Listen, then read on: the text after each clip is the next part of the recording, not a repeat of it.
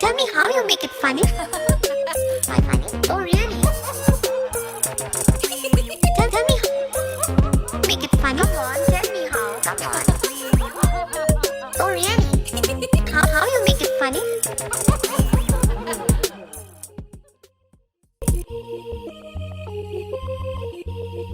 The top 5 things that you love about Coen Brothers. And So what I like about Coen Brothers is, first thing is, I think the way they portray their characters is phenomenal. The characters are very flawed, demented, and sometimes I think they're, I personally feel Twisted. that I find the closest, that we are all like bunch of idiots struggling with things, and that they show that very well in the, I think, except for No Country for Old Men, which was a little different from kind of this thing, but otherwise they are like the mirror to the flaw of society characters, and they're these amazing flawed characters who have these big Ideas. big ideas about themselves and what it is, and kind of so that's one. The sense of humor is brilliant, I think, and I can't really put my finger on what it is, but it is their style, and it comes from this only, I think, from these characters and whatever. I also love the mix of Genre. the violence and humor. They mix it beautifully, I think. I think they, again, I feel something, I feel, I don't know them, but I feel that they again don't take themselves seriously, so that's something great about them. The kind of stuff they've done is always so out. It's not, I mean, they don't fit in this festival film circle, I mean, I think, and they don't even fit in the commercial circle, and so they've just done their own thing, which I find great. I mean, they kept their voice, they managed to get money, or managed to find their own little space and stuck to it genuinely. They haven't kind of, and that's what I admire about them. But the sense of humor is something which I find close to me. I don't know, I find like I am like that. I can look at something, like somebody said, that we always felt that you are more of a comic filmmaker, and I said, no, actually, if you give me something tragic, then I can find something funny in. So the next thing was P.L. Deshmukh. P.L. Deshpande. P.L. Deshpande. Yeah. What I said, no, it's the network problem. Deshmukh, you said. Assam tak pata hi nahi. I apologize. No, that's all right. But just like me, like there are a lot of people. Actually, I got to know about him from your mail, and then I saw I Am Offended, and then I went back and I read about him.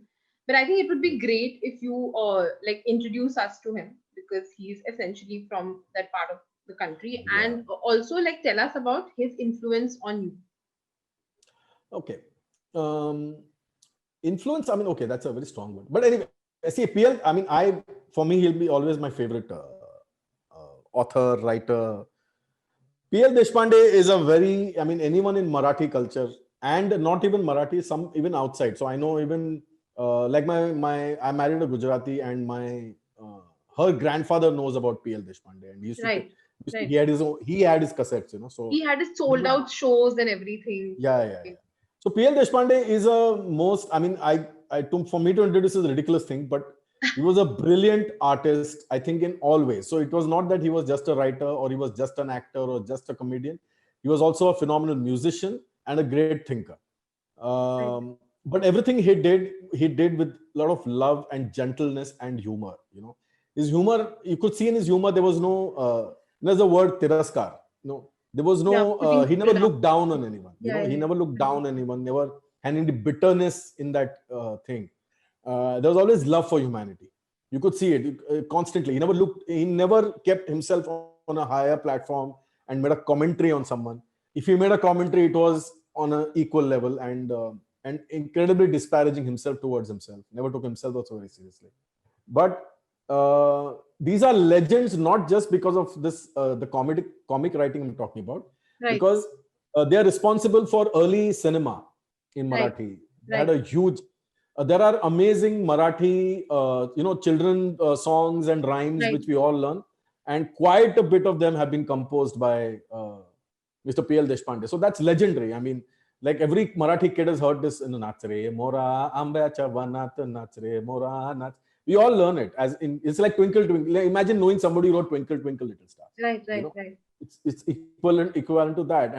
And he was also responsible for starting Doordarshan Oh, in the very early days. So he was one of the guys, he, Kamleshwar, and you know, the couple of them were responsible for getting Doordarshan started up.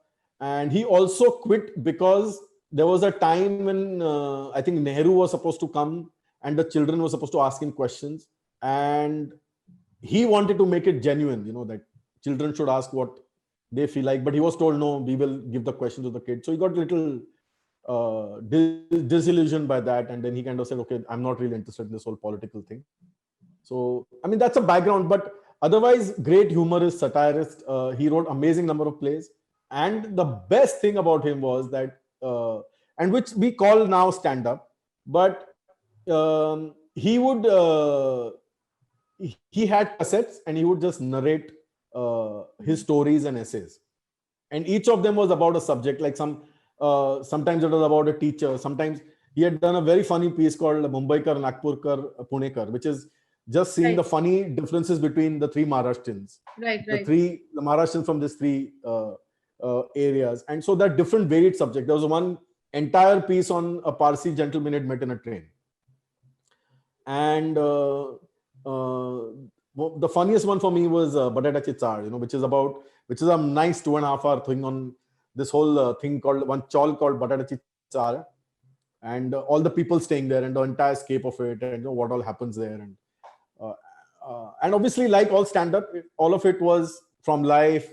It was this kind of observational where you could say, yeah, this really happened. You know, that's what happens to all of us. Observation. And and he can crack me up anytime. I mean, I used to sometimes go in cabs hearing his cassettes. And you know, normally when you're young, you listen to music in a Walkman. And I used to hear P.L. Deshpande. You know, and I used to go, and the cab used to look at me and say, "What's wrong with this guy? What the fuck is he doing? What is he listening to?" Because it was not, it was strange. Even a lot of the people, the comedy I liked, I've heard on cassettes. You know, Right. but I mean, my father admired him, and obviously I know about it because my dad keeps saying, "Listen to this guy; he's so funny." But overall, I developed my own kind of this thing, and I kept finding his work and I've only heard him. I've never read his stuff because we were all English medium, and you know. Unfortunately for us. Yes. But no, I mean, parents were Goan, they were Konkani, and so there was no real Marathi in the house, but there was Marathi generally everywhere. So my Hindi is better than my Marathi, I think, and that kind of a thing. But even then, I mean, his writing was great. It could. I mean, very few authors, when you read them, you can laugh out loud. Right. True. And I think he was one of them. P.G. Wodehouse for me was like that. Yeah. You know? So he was brilliant. I mean, and there was pathos also in what he did. Yeah. You know, so there was this thing where you could laugh, but in the end, you could also cry.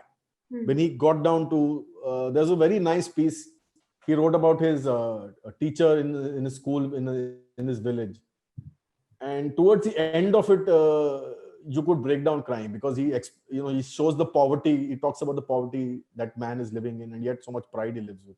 It's phenomenal. I remember this. I've not even kind of, for this interview, I haven't looked back at anything. Right. You know? Of course. Yeah. And I just kind of remember this from memory still, you know. And so, Right. Brilliant man. I mean, brilliant. I mean,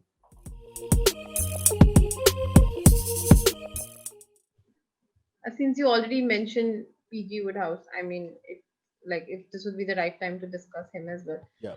Like for me, like when I read P.G. Wodehouse, like I didn't know you could do that. Like I always took writing as something which is very serious. It has to have a beginning, middle, end, and you know, some twist has to happen. And like, but when I read P.G. Wodehouse and what he was doing, like with the dialogue and the characters and Jeeves and Wooster and all the aunts, like he's written about golf.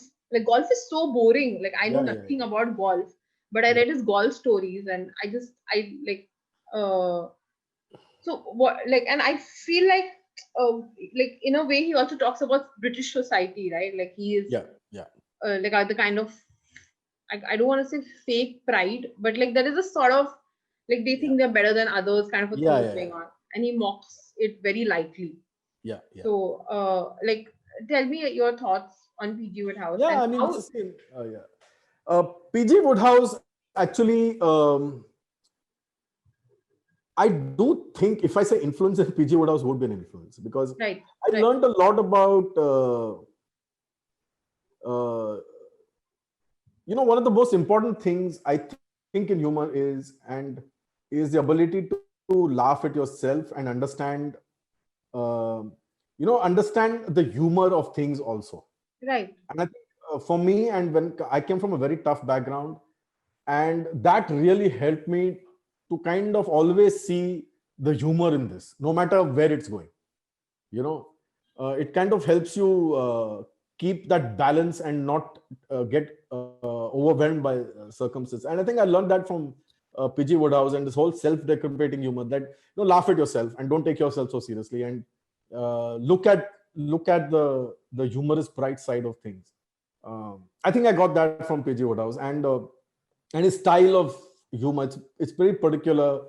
I can't put my finger on it because I'm not this thing, but uh, uh, you know the punches and lines and how to use humor in dialogues and how to craft that. I think a large part of that influence came from PG Woodhouse. I'm glad my mother put me onto reading. I think my mom was to tell me read this, or somebody I don't know who. Again, it's one of my friends. Somebody must have put. I mean, I got it instantly, and I used to be a voracious PG Woodhouse reader. Like we used to have these in those days. You couldn't afford books, but there used Yeah, to be a lot of yeah, book yeah. libraries and that Same. sort of thing. So I used to go all the way to like a place which was like 8-10 kilometers away from my house, but I would take a bus, go there, I would get 8 10, On and just keep rent. reading.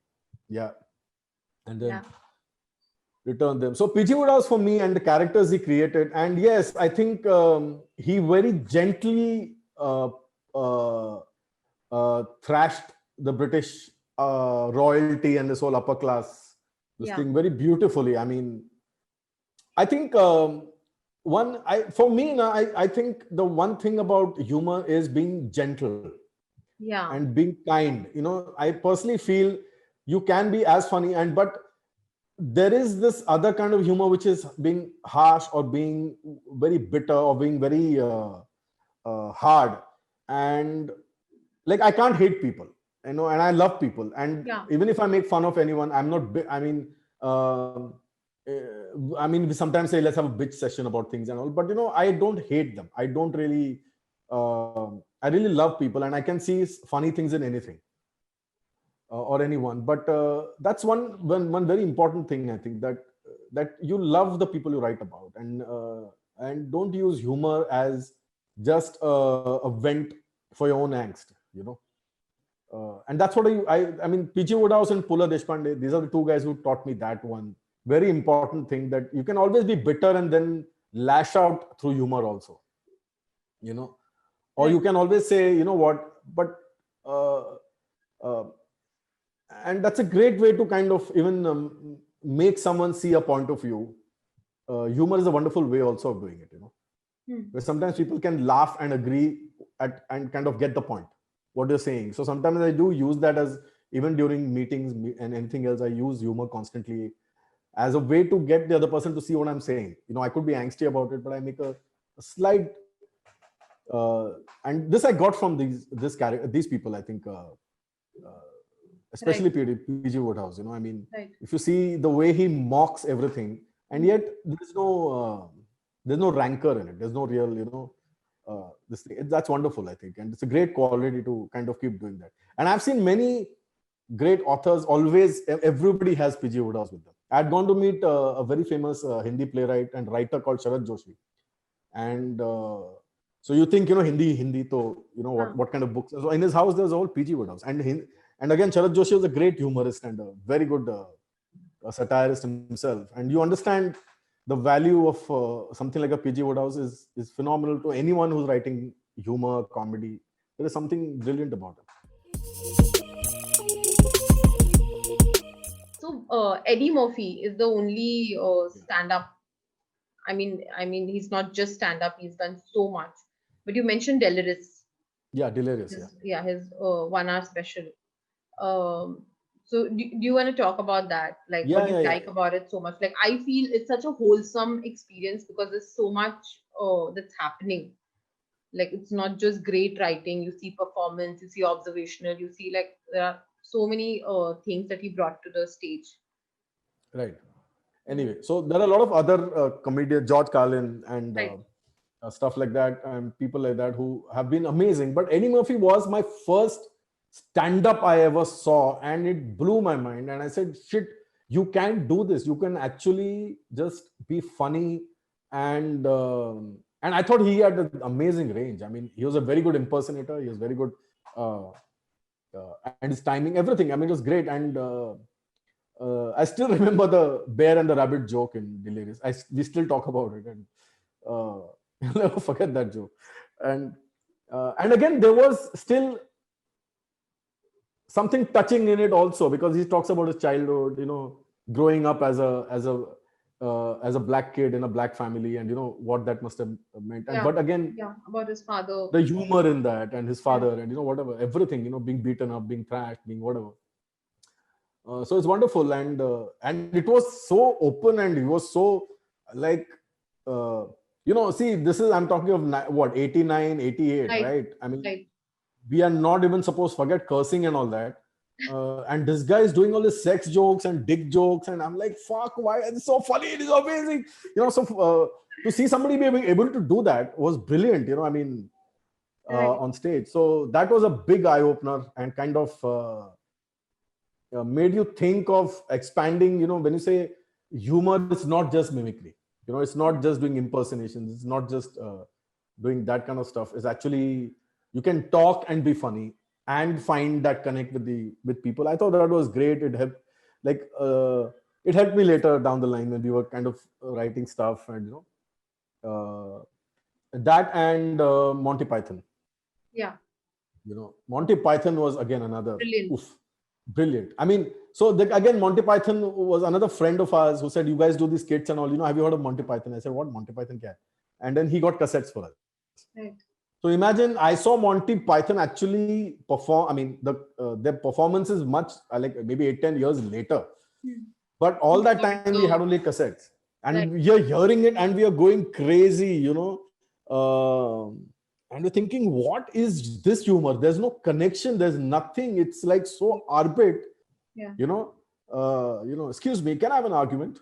No, you can't. Yes, I can. No, you can't. Yes, I can. I mean, like, fuck, it's so, and Amazing. it's brilliant by itself, even then, And that was amazing. Monty Python again was, it really pushed us into kind of thinking, this lateral humor, you remove that and actually do something really ballistically crazy.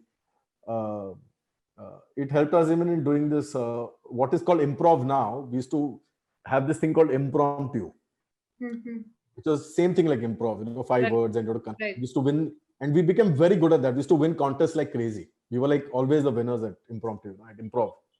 And I think Monty Python helped us in improv and that kind of stuff, to understand that you don't have to make sense of things, and yet you can be funny, and yet there can be some sense in it if you want to see it.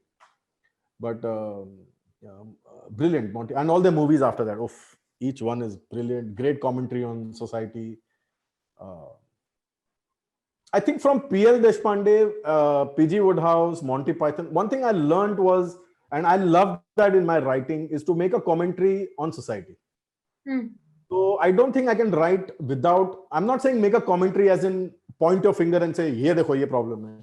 But I think one of the important things for me in writing is that you are reflecting something that's happening, or you're making some kind of a statement on what's happening around.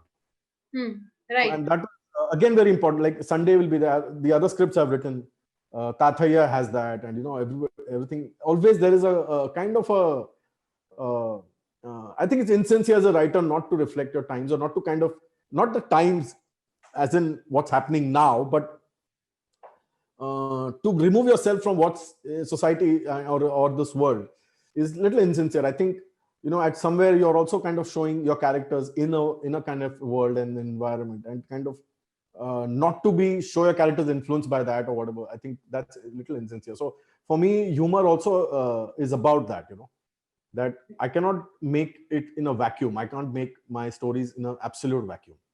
Right. It needs to reflect something from a social perspective also, and from from attitudes and social attitudes and stuff like that. And I think these guys did that a lot, all three of them in their own ways. Like I'm worried. Like, I know why am I worried, but Yeah. like theater, for example, like when I go to Bombay and there's Prithvi, and I get to see so much variety, right? And Correct.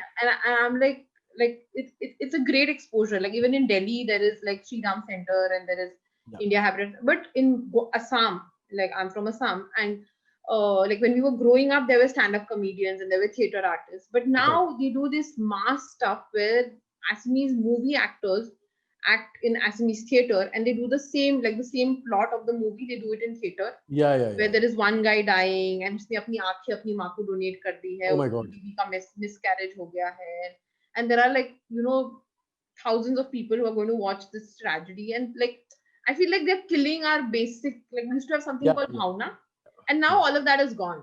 Like it's Yeah, just about commercials. Thousands of people are going to see about like a miscarriage, so let's just do that. So, and I feel like that Yeah. way, like the theater culture in like smaller, I don't know about like other cities, but for us, I feel it's dying, and used to be Yeah. like really into this kind of stuff. Yeah. So what happens is, I think the best way to kill any kind of art form is put money in it. The minute it becomes commercial, no, it's a standard thing. See, I'll tell you what, you can see it slowly happening in OTT platforms now. Yeah. Earlier, there was such amazing work, very different. And we said, oh, wow, finally a solution to Bollywood and all. But these platforms are facing the same pressure of getting more subscribers and more this thing. And so the logic of everybody is what is popular, and let's then follow that. So now even OTT platform want stars, and they also want the trappings of commercialism, a little more accessibility to audience, and slowly that's also going to pervade there. Right. One very interesting thing is if you look at Gujarati theater in Bombay. Yeah, I've heard a lot. Gujarati theater fundamentally have always been money making, because obviously the audience has a lot of money. Yeah. Right. So they're ready to pay if for a good piece of entertainment. And largely, when I was young, Guju theater has two bits. One, either they were thrillers. Aakhe is a Guju play, right? Aakhe, Amitabh Bachchan, Aakhe, yeah. and Arjun Rampal. Aakhe is a Guju play which is again taken from somewhere else. Right. And a lot of Guju plays to adapt. I remember there were times when Guju plays, when I was young, they used to adapt from Sidney Sheldon and thrillers like that, and they used to kind of yeah. So there was Chil Jhadap, and there was there was a lot of these plays like that which were thrillers, which were like it's a double role and all that. Right. One amazing play was Paresh Rawal's what was it? Which he made a movie also afterwards. Maharathi. It was brilliant. I've seen it, but I just can't. Funny, and the movie was not that good. The play was phenomenal, and it was amazing. It was like a thriller and comedy, and this one man stuck in this situation kind of thing. So other than that used to be comedies, and the comedies were family dramas. Okay, mostly 99% sitcoms about one man and an affair and something, and so that kind of a thing, and mostly disparaging, like were the classic marriage jokes. Right. And then everybody goes, ha, ha, ha. All the wives go, ha, ha. And I feel, what the fuck? I mean, so that was then, we enjoyed it then. Yeah. And now what happened is after, and these plays do very well because they go, there's a whole diaspora for Gujarati theater. So there's America, US, so they travel, they tour, and then after, in 2000, I think a couple of years back, somebody said, let's go for a Guju play. I said, chal, what time dekha nahi maine, and we went. And I was shocked that I thought 20 years later, maza aayega, kuch kiya hoga, and it was the same. Again, same old joke about, the same old gag, same old thing, same old this thing. So, as opposed to where Marathi theater used to be, I think Marathi theater ka pata nahi kya hua abhi, but Marathi theater used to be fantastic upon a time because the audience didn't have money, but they were sincere. So you would get a very good crowd for Marathi theater. But your ticket prices were always very less. It wasn't really this thing, but there was a very good intelligentsia and a crowd and so it was very varied. It was not just one kind of subject, sometimes funny, sometimes but a lot of it was about dramas and about life and existential kind of crisis. And what Tendulkar did, and what Right. a lot of Chetan Datar, and they did amazing plays like that. And Even but Marathi now, cinema in the last few years, like yeah, even though there are fewer, but like I don't yeah. So what see happens is this only. Sairat See, and one Marathi film does very well, and then suddenly somebody realizes, yeah, इसमें पैसा है. So they come with money, and then they come and say, now we want to make a Marathi film. We are putting right, in money, and right, so the pressure again comes on saying, no, but will people, the minute you remove that pressure, see, I don't think any writer should ever think of an audience. When you write or when you do anything, even if you're doing stand-up, I think yeah, audience is a byproduct of what your craft is, and your craft will find its audience. But the minute the pressure of will people like this, but this is only accessible for some people, and so more and more you want something to be more and more accessible, and money comes in, then you start getting limited.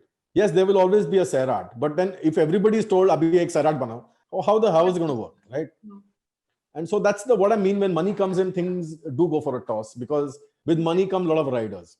right, With money comes the need to be successful, the pressure to say we need to our returns on investment, more people should like it, and these pressures suddenly push you away and push away the content, because then nobody wants to experiment, nobody wants to kind of try something different, or people pretend that they want something different, but they actually then want the same old thing. like are you worried about, not worried, I don't think worried is the right word. I think like what do you feel is the future, in the sense that now technology has changed a lot of things. Yeah. It has even changed human emotions. There's something like, I don't know if you like Insta Reels, for example, when it came in a few months back, it has clearly established that attention span is at an all-time low. And even people, like the way they perceive things and the way they think, and the government is again moving towards censorship, like you said earlier. So what do you feel is like, where do you see content headed right now, like with the No, I platforms? And see, I'll tell you what, the rule of law and the rule of thumb will always remain the same across centuries. So first thing is, every generation feels it's all changing and X and a Y, and yet something comes which breaks all that, and suddenly you feel, acha. Now, if you think attention spans are less, then how do you explain Game of Thrones? right. So, I don't this believe. is what even I like find. I mean, even when we were young, people said attention spans are going. Kids nowadays don't have attention. They watch TV. They don't, but that's bullshit, because books are all the way up. People are reading much more than anything else. Censorship has always been there. One of the most wonderful challenges is to write something subversive despite of censorship. That's okay. These are challenges which artists will always face. There will never be a non-challenging time for an artist, for anybody doing anything. Censorship was much worse, 20 years, 30 years back, and yet people wrote and did some stuff. Right. So that's all right. See, the problem of saying attention span is low comes from decision makers who do not have a very good sense of writing or creating good content. So what happens is that, number one is, people are so desperate for content that they want to open it out. So what is YouTube and all that? YouTube was a brilliant thought that if a few writers and a few directors can make this kind of stuff, imagine we get all the writers and every director.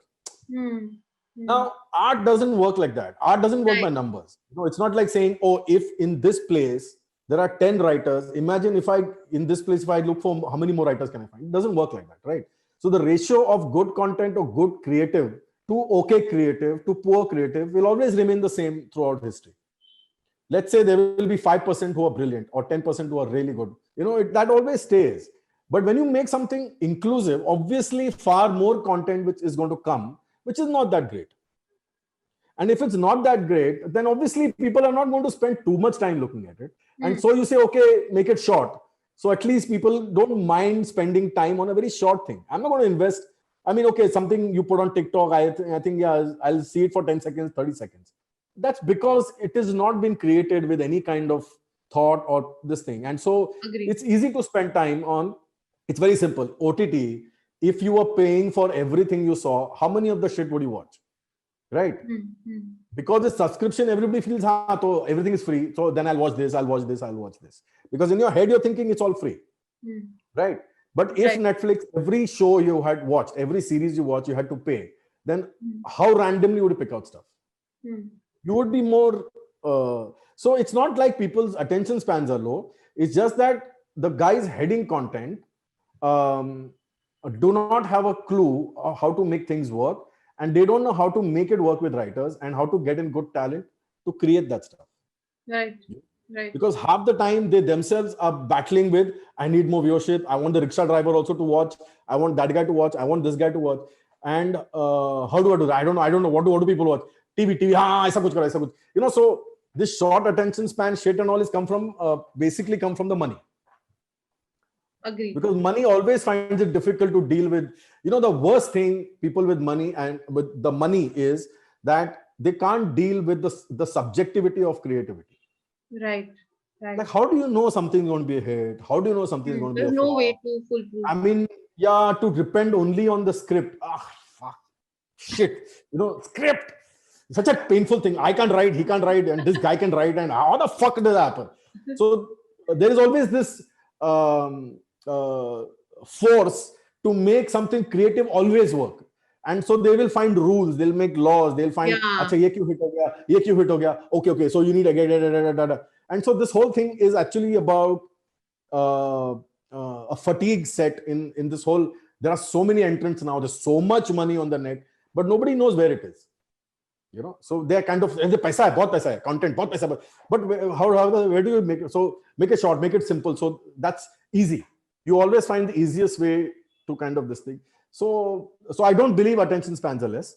Right. I just believe that that there is very less focus on trying to do something different and nurture creative talent, and kind of understand that maybe many things are out of this thing. So let's kind of rely on this creative talent to do something and create something, and let's create this pool, let's create this legacy, and let's create a safe environment for writers, where writers kind of are empowered, they have money, they are paid well, so that's why they can write.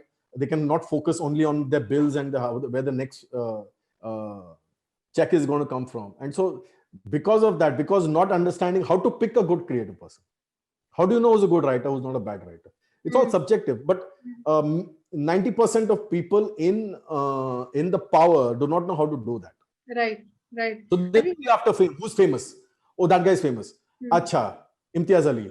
Isko pakdo. And then whatever they get from them, they'll say, okay, theek hai, this has come from that guy. Might as well put it. So one of the most important things in being a producer or being a content creator, or is just training yourself to understand talent, understand reading, and understanding this is good.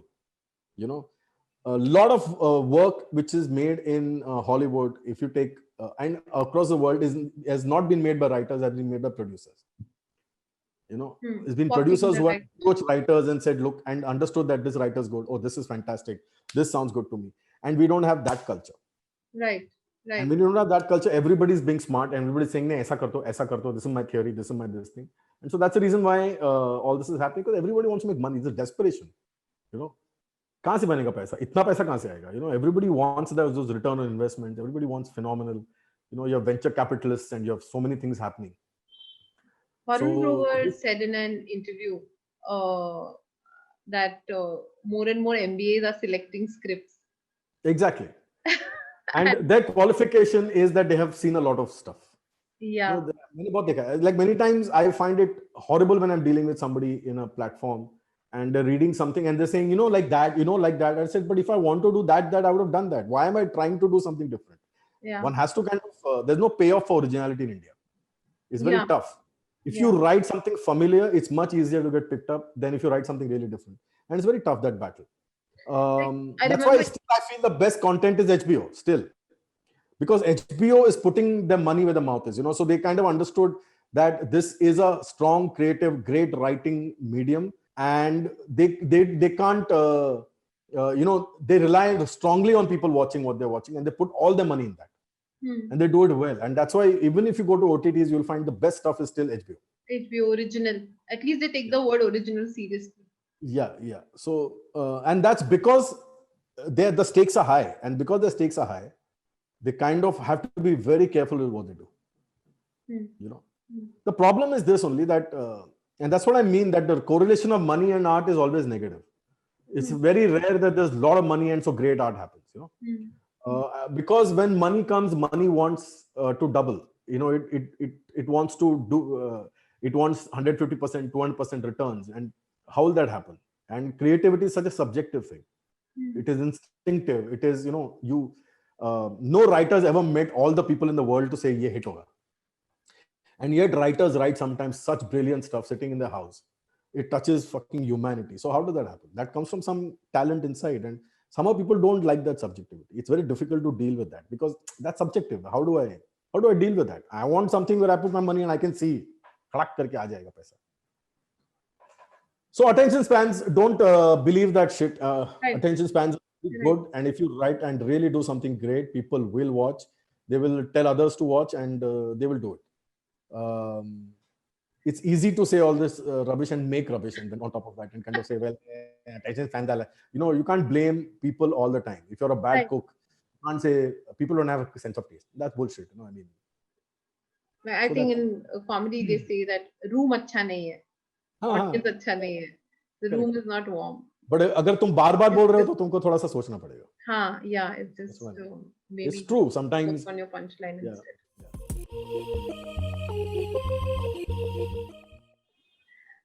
So what are the future projects that you're looking at, and are we getting a part 2 of Why I'm Offended?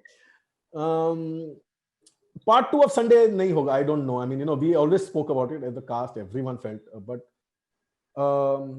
I am toying with the idea of a series of the Oye Mera Sunday, which I think is a very good material for a series. You know, the story of friends Yeah. I mean, I think a series like that would be. would be interesting. I would get the OTT subscription if anyone yeah. is listening. And if OTT is listening, then I would love to develop it.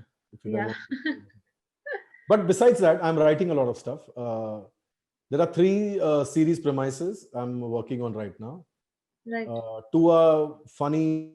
One is kind of a drama, but it's semi-autobiographical. It's about a lot of it is from my childhood, and it's about today's life and living in today's world as a family, and you know, what are the challenges, and yet when you look at how things are connected to your past as well. It's very autobiographical in one sense. A lot of the instances are from my childhood and a lot of stuff which is happening. And there are 2 comedies which are working on, which are, again, I think so that, and plus 1 movie premise, which I'm also, it's a very funny film about, it's not a funny film, it's a funny film. I think so. But it's about women. I mean, it's a woman-centric subject, but hopefully I think I don't know. I mean,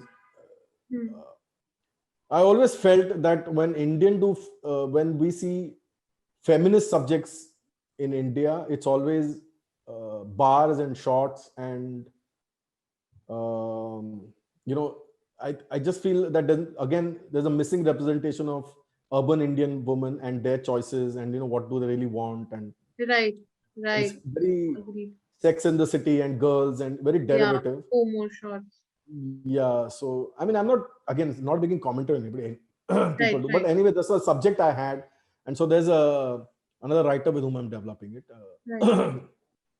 So is that a series or that's a film? No, it's a. I think it'll be a feature.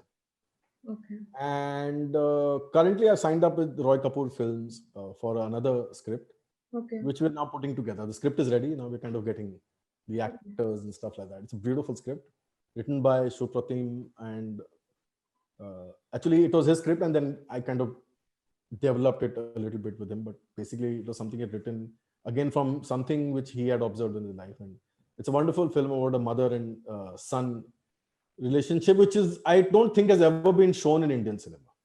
You know, it's always father son, or it's always that emotional very ma beta ma. This is really a wonderful kind of a very fresh perspective on looking at when how a son relooks at his mother when a certain instance happens, and it's funny as well, and it has a little bit of background about stand-up also in it, so it's funny.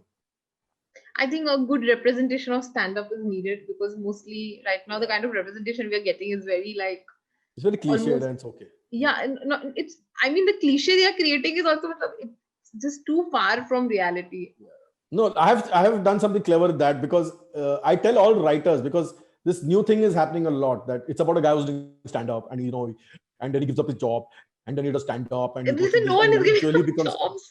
successful. And I keep telling people, don't write about stand up if you don't, because writing, even as a script writer, writing good stand up material Yeah, is yeah, not easy, yeah, so you can't then, and because then when you say he's successful, the stuff yeah. he's saying is all fuck all. I mean, no, one sec, you can't be successful on that material. Right.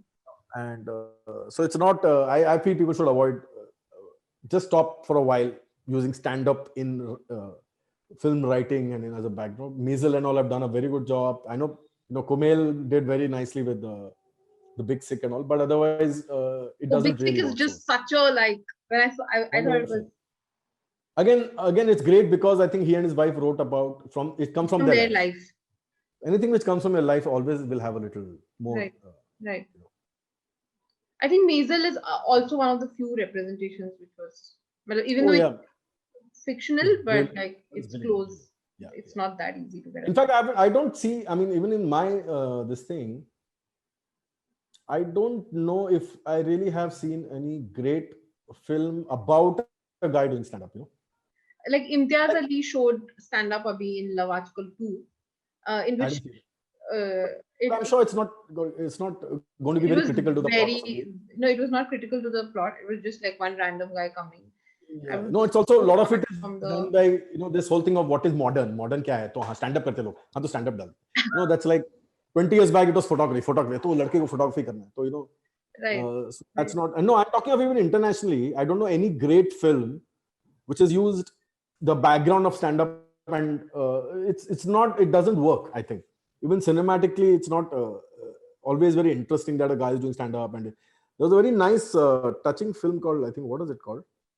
I've seen very long back, Sally Fields, and it was about people in the stand-up world, but it's a very sad film because it actually shows the struggles what they have to go through, and kind of your personal life. You're going through so much pain, and yet you'll be funny on stage.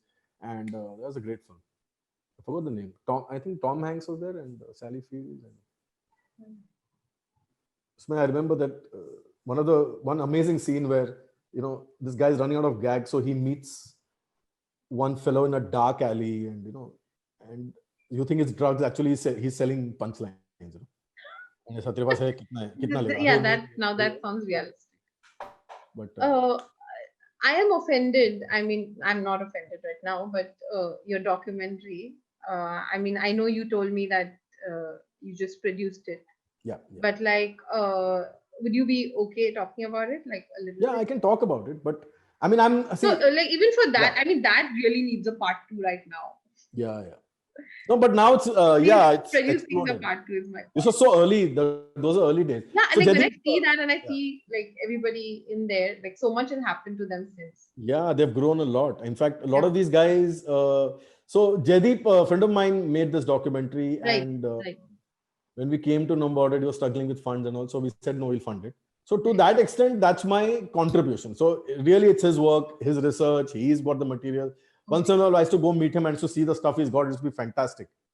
So and so I mean, I saw it develop, and I saw the material had was brilliant, the kind of stuff, and it was very early days. So AIB had not even happened then, I think.